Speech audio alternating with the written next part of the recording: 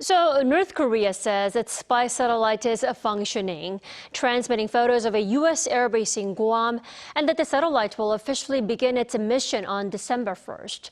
Let's discuss more about this satellite with Professor Brian Myers this morning. Welcome. Thank you. Professor, the North appears to be pretty confident that its latest launch was a success. Then what makes a satellite launch a success?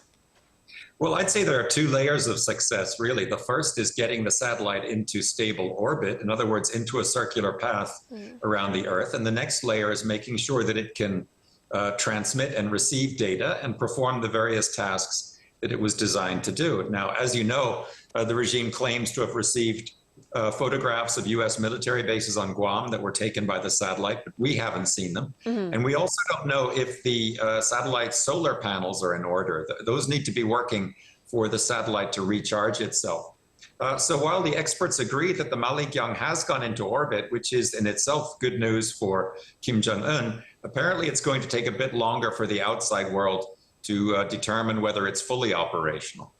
Right, the verification process is still ongoing. Then let's say the satellite successfully made it into the orbit, then what now? I mean, how clear will the pictures taken by the satellite be? Should South Korea be too concerned?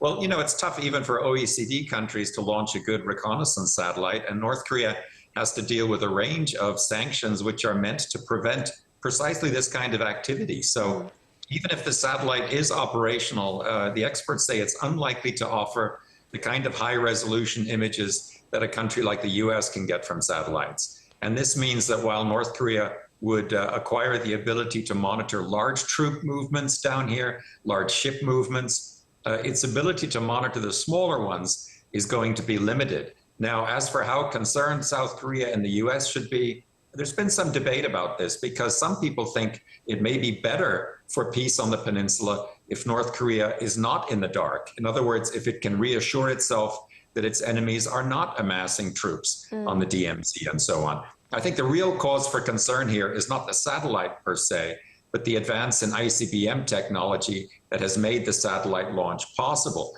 because this technology can be used to launch nuclear warheads, or to launch future satellites that might have, more ominous uses like electronic warfare. Definitely. And what South Korea's intel agency is saying that it does believe that the launch was a success with the help of Russia, the highly anticipated aid from the country. Now, how much advanced military technology will the North actually get from Russia then? Well, first of all, I think it's unlikely that any big transfer of know-how preceded this satellite launch because there just wasn't enough time. The Russians could well have looked over the data from the last two launches and then looked over the third rocket and given some advice, but I don't think it was decisive. Certainly when a country is trying to keep a missile program going in the face of sanctions, any help from a big nuclear power is going to be valuable. But I think the Russians are going to think twice before handing over, so to speak, the crown jewels of their own technology. But let's face it, the war in Ukraine is turning in Russia's favor, which means two things. One, North Korea's ammunition is going to be less crucial to Russia as time goes on. And number two, Putin may well be looking beyond the end of the war and beyond Joe Biden's presidency to improving relations with Washington. So I don't see why the Russians would be motivated to bring North Korea up to their level of missile and satellite technology. That's an interesting point. Now, Professor Myers, I have to point out this is the first time ever that the South suspended an inter-Korean agreement. It's always been the North that suspended or terminated deals between the two Koreas. And what significance does Seoul's decision yesterday actually carry? Well, I'm not so sure it's the first time, because you could claim that the Lee Myung-bak administration suspended an agreement about a maritime peace zone that was made in 2007. But in any case, this is from the South side, only a partial suspension of the military agreement from 2018. So it remains to be seen whether the South will now scrap the whole thing, as the North Koreans say they're going to be doing. I mean, the tank barriers and the guideposts that were removed in 2018 are going to be a lot harder for South Korea to put back than for North Korea to put back. You'd have demonstrations, peace protests, and so on down here, which the ruling party whose key slogan right now is integration, does not want to deal with as the parliamentary elections draw closer. So this means that South Korea's capital city of Seoul, I think, remains more vulnerable to attack than Pyongyang does, not least because Pyongyang is much further away from the DMZ. I think the main immediate significance of President Yoon's decision is that South Korea will now be free to fly helicopters and drones along its side of the DMZ to conduct surveillance of North Korean movements on the other side. Right.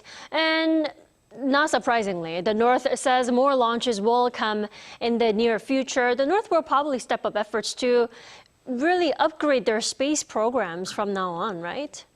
Yeah, it says it will, and we're likely to see more pledges of that sort coming out of the Workers' Party, I think, in the months ahead. But, you know, the tempo of the program is likely to go on being affected by factors that North Korea cannot really control, like the availability of key parts and materials, the supply of which may be unstable. Some of them are going to have to be virtually smuggled in over the sea routes. And I think the country's lack of funds is going to continue resulting in delays, regardless of how fast Kim Jong-un wants to push forward. But I think we can safely predict that the great nuclear endeavor that North Korea revolves around is going to continue. We're going to keep seeing missile and satellite launches, if only to demonstrate that North Korea has developed reliable and accurate delivery systems.